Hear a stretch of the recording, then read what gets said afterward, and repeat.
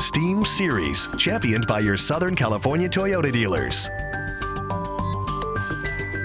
It's among the most critical careers in the COVID-19 battle. Medical professionals whose job it is to help patients breathe. And today's STEAM profile, our focus is science. And CBS 2's Pat Harvey introduces us to a respiratory therapist.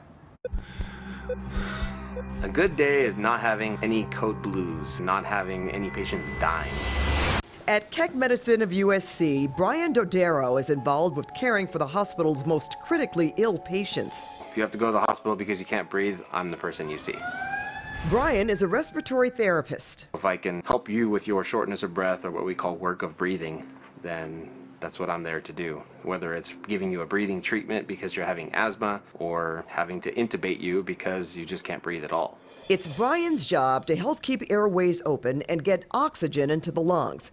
Lately, respiratory therapists have been more in demand than ever. With COVID right now, we're really trying to make sure that we take care of these patients as quickly as possible. And one of the things that we're being told to do is to make sure that we intubate as quickly as possible, because these patients struggle to breathe and go downward fast. Intubation is drastic and invasive. Put a tube down a patient's throat, which goes down into their trachea, and then you put them on a mechanical ventilator, and that of course then does the breathing for the patient. As a respiratory therapist, Brian is often just inches away when patients clear, cough, or gasp.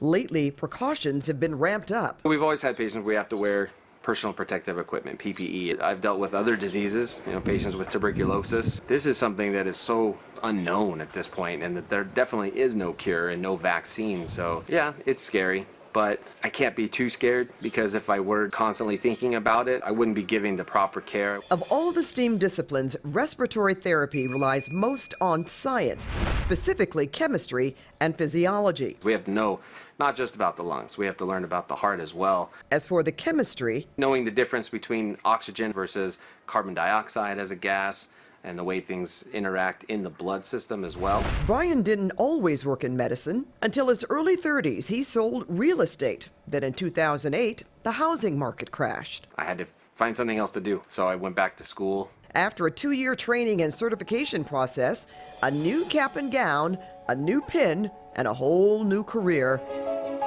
with COVID-19. Right now we're seeing patients coming in who are just so much more sick than they normally are. As he works to help them breathe easier and prepares for the avalanche of new patients still to come, Brian has no regrets about the work he's devoted his life to. No, not at all. I love it. It's been rewarding from day one, and I feel every day it's still rewarding. Bravo, Brian. Such a selfless act there. And Brian saying that it's too busy to think about it. If he was thinking about it so much, he wouldn't be able to give the proper care. This is why we clap for our healthcare workers here.